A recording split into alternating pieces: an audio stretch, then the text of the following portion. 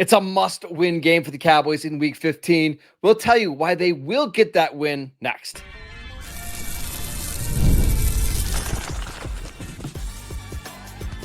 You are Locked On Cowboys, your daily Dallas Cowboys podcast. Part of the Locked On Podcast Network, your team every day. Welcome back to the Locked On Cowboys podcast, part of the Locked On Podcast Network, your team every day. We'd like to thank you for making us the #1 sports podcast network. I am your host, Marcus Mosher. I've covered the NFL for over 15 years. That is Landon McCool, the fantastic co-host of the Locked On Cowboys podcast. And on today's show, we are previewing the Cowboys Week 15 matchup, talking about the Jordan Addison, Justin Jefferson wide receiver duo. We're going to talk about Brian Flores' defense. But let's just start with this, Landon. How are you feeling about the Cowboys going into this matchup? They've had 10 days to get prepared. What's the vibe right now? I know that's a terrible podcast question, but I'm asking you anyways.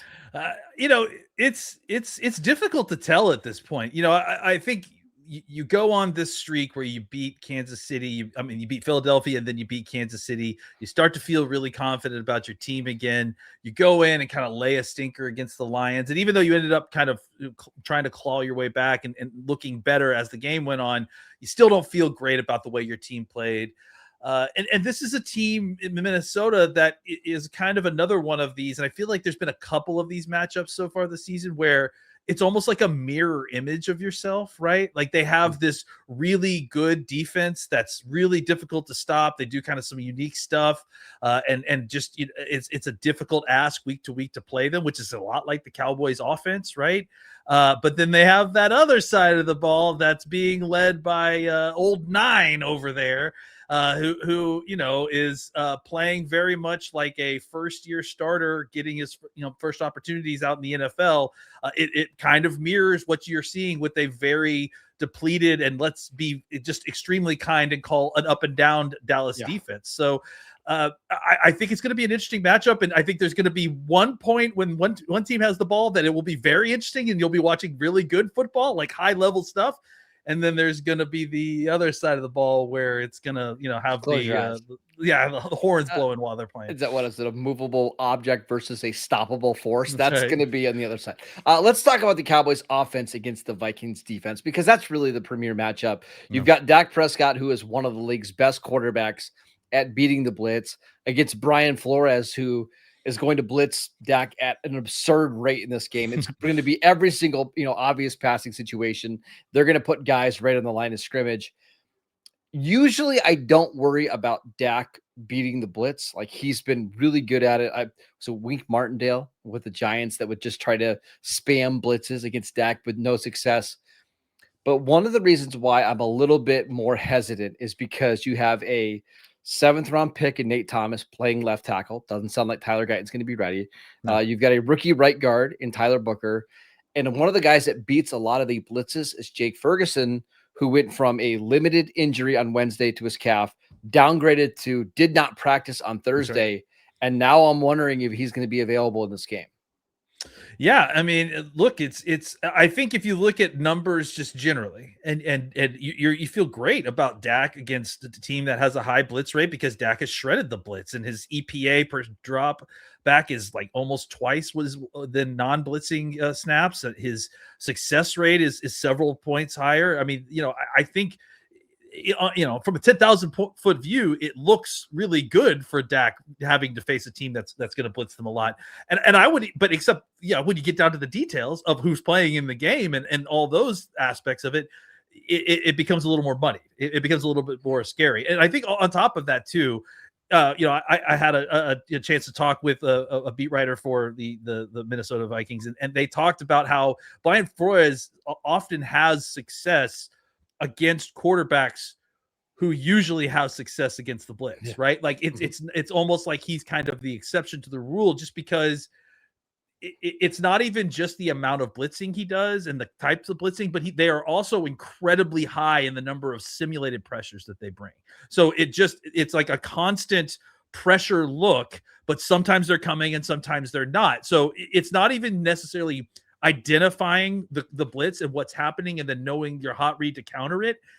It's also about knowing if they are actually coming or if you're being fooled that way. And then one last thing I'll bring in, Dak is usually so successful at attacking the blitz downfield, and especially with Pickens and CeeDee, like that's always been a big thing that he's been able to do is not only beat the blitz, but make you pay for blitzing him and make you bleed for blitzing him.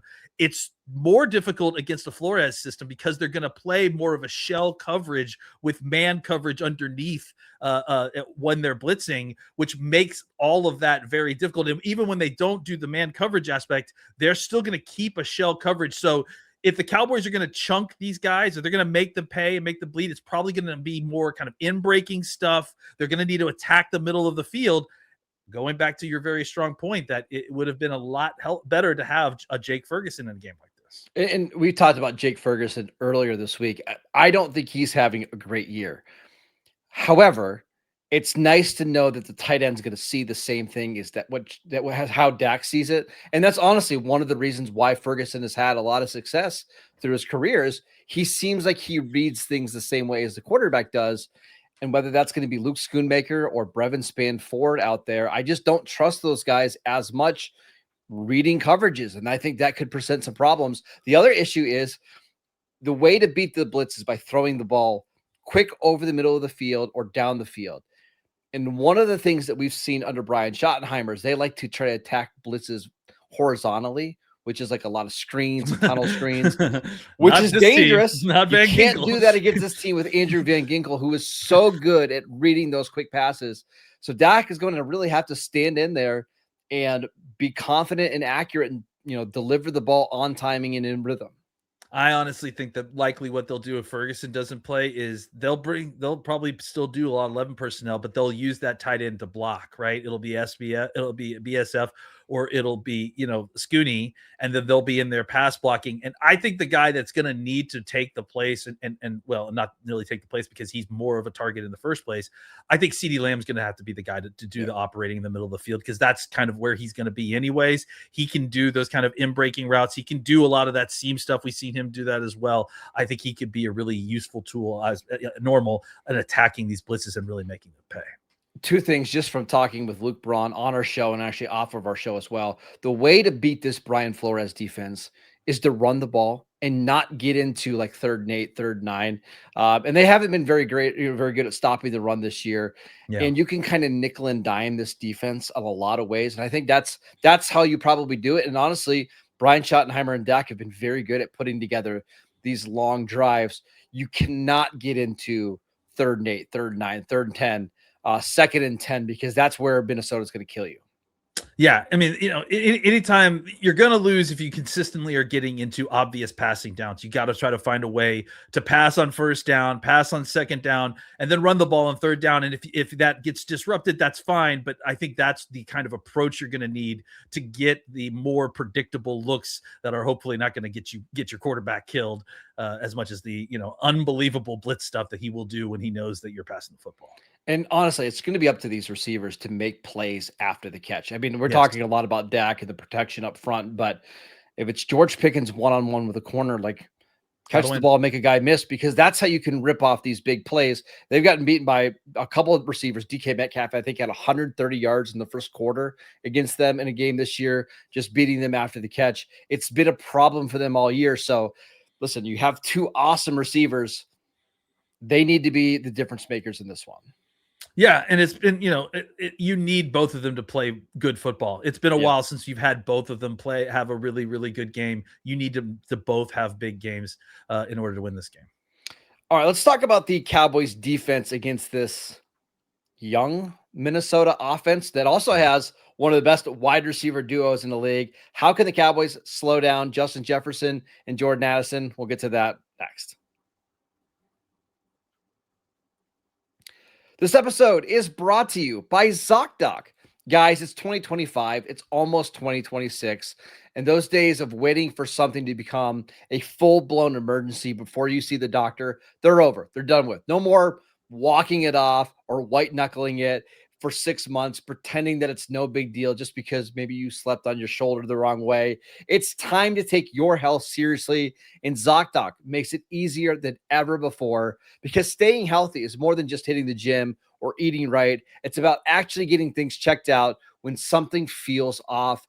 Using Zocdoc makes scheduling easier. You can search for in-network doctors and book right in the app. Real appointment times are listed, including same-day visits. So no more of these back and forth phone calls or waiting weeks to be seen. So stop putting off your doctor's appointments and get the care that you need. Go to ZocDoc.com/LockedOnNFL to find and instantly book a top-rated doctor today. That is ZocDoc.com/LockedOnNFL. ZocDoc.com/LockedOnNFL. This episode is brought to you by Car Gurus. Car shopping should feel exciting and not stressful. I know for me, it can be incredibly stressful. But with Car Gurus, you get the confidence that you deserve. You can cut through all the noise. You can actually see the best deals on the cars that you want. Because when it comes to a big purchase, you deserve the best possible deal. And Car Gurus makes the entire process simple by giving you real information, real deal ratings, and more listings than anyone else, so you can shop the way that you want to shop. Use Car Guru's deal ratings to compare cars quickly without having to guess whether the price is fair. You'll be able to sort and filter by anything, including mileage, trim, features, so you're only seeing the cars that actually fit what you need. Car Gurus connects you with trusted dealerships for a transparent and hassle-free buying process. And with over 4 million listings, the most of any major online automotive marketplace, you'll always find the best deal. So shop the way that you want to shop, with tools, data, and unbiased deal ratings that make the entire process easier. Buy or sell your next car today at CarGurus.com. That is CarGurus.com. CarGurus.com. Welcome back to the Locked On Cowboys podcast. We'd like to thank you for making us your first listen every single day. You're already a diehard Cowboy fan. Why don't you join the Everydayer Club to get all access to our show? You're going to get one-on-one text access with Landon and I, all access episodes, an exclusive newsletter that we put out every morning. You're going to get some film breakdowns. There's a cut-up of George Pickens' big plays right now on the all access tier, and you're going to get a 15% discount to Locked On merch. Head over to lockedoncowboys.supercast.com to join the Everydayer Club and unlock all access. And you can also find the link in the show notes. All right, Landon, let's talk about this Vikings offense, because it has a lot of talent. You look at the names: Justin Jefferson, Jordan Addison, TJ Hawkinson, Aaron Jones, Jordan Mason. Why isn't it a better offense? Quarterback, than several of them that they've been through at this point. But look, I mean, I think right now they scored 31 points against Washington last week, so they're probably feeling a little bit better about their situation.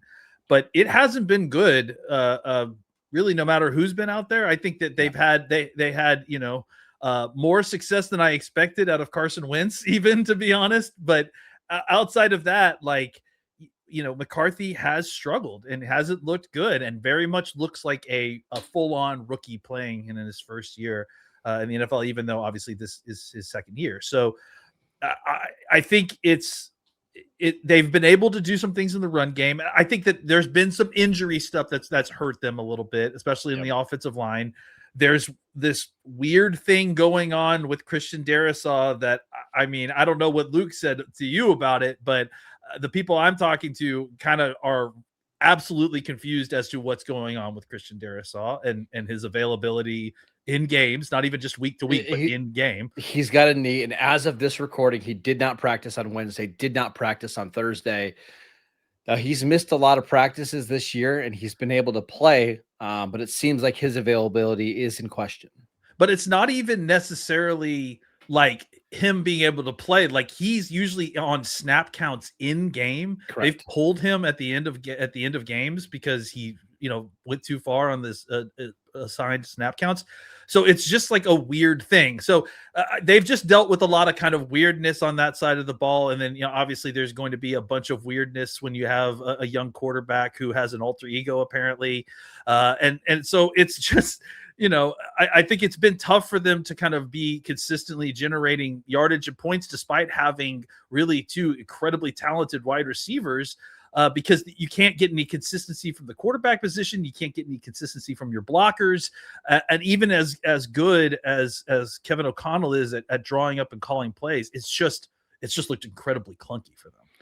Yeah, and you mentioned the offensive line injuries. I think almost every one of their starters has missed multiple games this year. They are getting Donovan Jackson back, who they drafted in the first round from Ohio State. Brian O'Neill has been in and out of the lineup. Ryan Kelly has suffered multiple concussions this year. They're all expected to be back, but it's, to me, it just feels like a very beat up offensive line that has not played together. And I would think this is a matchup with Jadeveon Clowney expected to be back, with Donovan Ezeraku, and then the three defensive tackles. You should be able to get some pressure. Yeah, I mean, look, I think there is clearly a huge mismatch on the outside with these wide receivers and whatever cornerbacks that are going to be facing them. I do think that there is almost an equal level of mismatch inside with the Cowboys defensive tackles and this defensive interior with the way that they're beat up.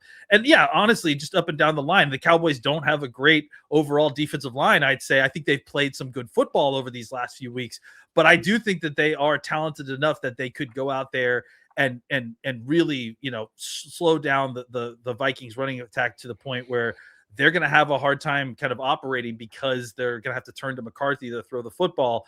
And I honestly think that they'll be able to get pressure on McCarthy as well, because he's throwing the ball very late into the snaps. His time to throw is incredibly high. And that Kevin O'Connell is going to do some things to get him in rhythm, some play action, some easy throws. I also think they're going to limit the number of throws that he has, at least early in the game, until he gets into a rhythm, which means the Cowboys are going to have to stop the run. And they did not. That's not true. They actually did a pretty good job of stopping the run against Detroit. David Montgomery had a big run after contact, and then Jahmyr Gibbs had a run late. But for the most part, they did a pretty good job. You just can't let Jordan Mason and Aaron Jones get 5-6 yards of carry and get McCarthy into these very favorable situations, because that's where Kevin O'Connell can kill you. Yeah.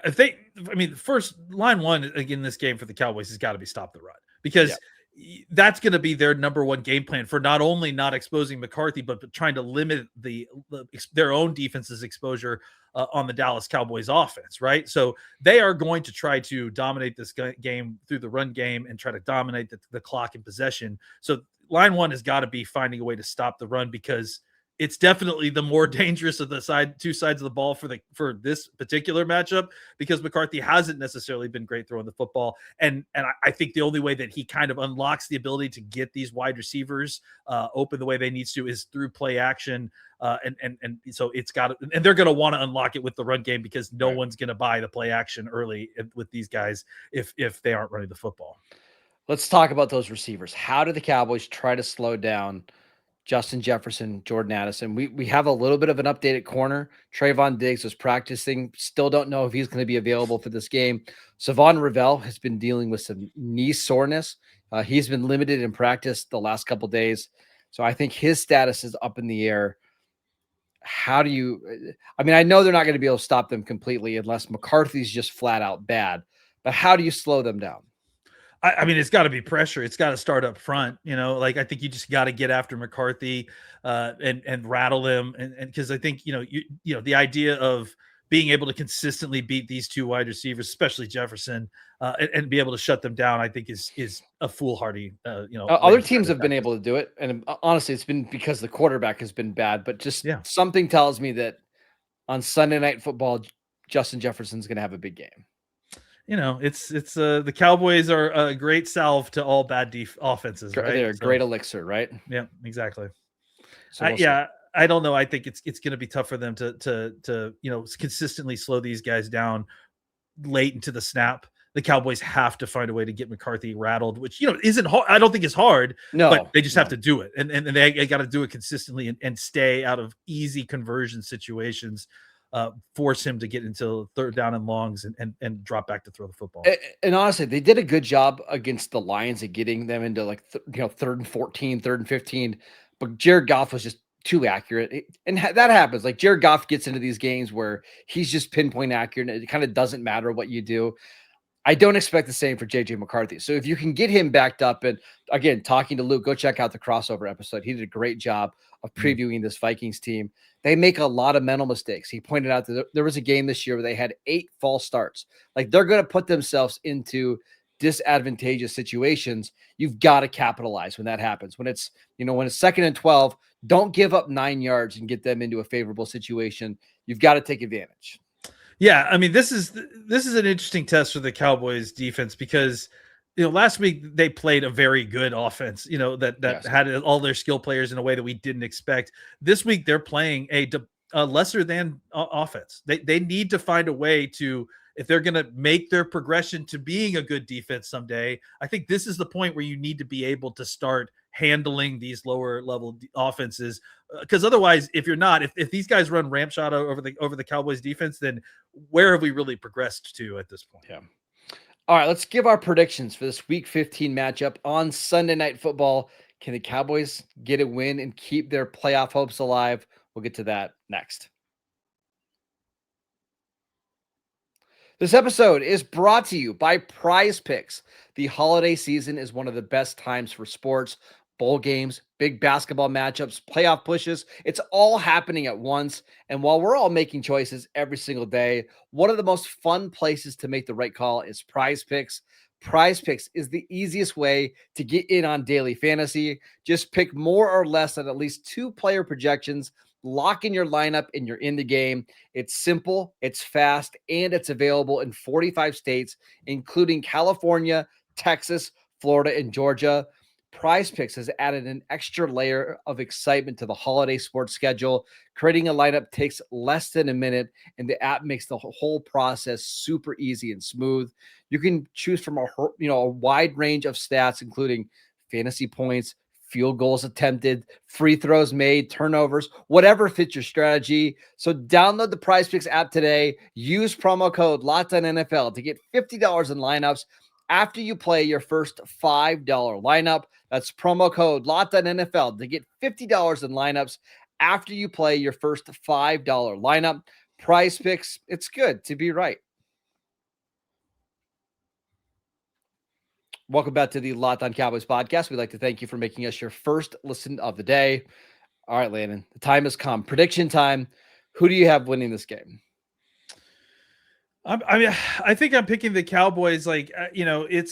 It's a weird team, right? Like it's a weird matchup with the defense that they play and the amount of looks, different looks and blitzing. And I'm sure it's difficult to prepare for. I am heavily relying on my belief that Dak is a extreme veteran quarterback and one of the best at beating the blitz. And even though I do believe what I said earlier, that I think Flores can kind of be the exception for a lot of those quarterbacks, I just think that Dak has good answers, and there's a lot of weapons on this offense. And other teams that have had less than the Cowboys have had success at different points beating the blitz. Mm-hmm. So I'm just going to trust at home that the Cowboys can handle this. And I think the defense will probably do just enough, right? Getting off the field a couple different times. I don't know that. I do think that Jefferson will probably have a big game, or at least, maybe he ends up with 100 yards in the first half, but they still have only scored 1 touchdown or something like that. I wouldn't be shocked. But I'm going to pick the Cowboys to win, let's say 28-21. Do you know the last time that Justin Jefferson has had a 100-yard game was on October 5th? And actually, he hasn't even gotten to 20 yards in the last 2 weeks combined. Yeah, but who's he playing this week? Who's he playing this week, Marcus? That's what I said. The Cowboys are a great elixir. I don't know who their cornerbacks are. It's not his fault. The offense has been really bad, but there is something that just tells me that Kevin O'Connell is going to create some shot plays down the field, and I wouldn't be surprised if he takes advantage. I keep thinking about what is the magic number that the Cowboys need to get to on offense in order to win this game? Is it 28? Do you think does Minnesota score 28 points in this one? I don't know, but I think 28 points against a Brian Flores defense can be difficult to do. But to me, it's all game script. And I know we talk about this every week, but even more so against Brian Flores, you do not want to get down 7 points, 10 points, because then it's just going to be relentless. And we've seen this time and time again. You get behind in these games, and it's really hard to come back. The Cowboys have been awful at starting the games over the last month. That can't happen. They've had 10 days to get ready for this game. They're at home. The crowd's going to be fired up. If they don't come out fast in this game, and it's another one of these ones where, it's, 10-3 going into the final 2 minutes of the first quarter, I'm going to be really discouraged about any potential playoff run they could make over the next month. I don't think this is a hard team for the Cowboys to beat unless they allow that kind of game script, right? Then suddenly, if you get behind where you're throwing the football, now you've kind of upgraded your opponent because you've put them into an advantageous situation where they can attack you the way they want to on defense, and then they can play on offense exactly how they want to, right? They can run the football. They don't have to throw the football if they don't want to. So the Cowboys cannot handle this the way that they have handled these last few games and start with slow. We've harped on this all week. They cannot have that kind of normal first quarter. They've got to find a way to score points. It's weird that probably the best team left on their schedule is the Chargers, who they play next week, right? Mm-hmm. The Chargers have a better quarterback. I think they have, one of the best coaches in the league in Jim Harbaugh. But I actually think this matchup is going to be the hardest for them because for the most part, the Chargers are just going to play you straight up. They don't do anything to confuse you, right? This Vikings team I think they're incredibly well coached. They've got a lot of talent on both sides of the ball. It's a huge game for the Cowboys at home. I think it's going to be really close. I'm going to pick the Vikings just because that's what I always pick. But I think it's a 6.5 point spread right now on FanDuel. I would stay away from that. That just seems like way too many points. Yeah. And honestly, I think I wouldn't be shocked if this was a 14-14 game going into the fourth quarter. 100%. Like, and then suddenly the Cowboys, score 2 touchdowns and they score a garbage touchdown at the end. I just think it's going to be that kind of game, honestly. That is it for today's show. We want to thank you for making Locked On Cowboys your first listen of the day. Make sure you subscribe and follow the podcast so you get all of the latest episodes.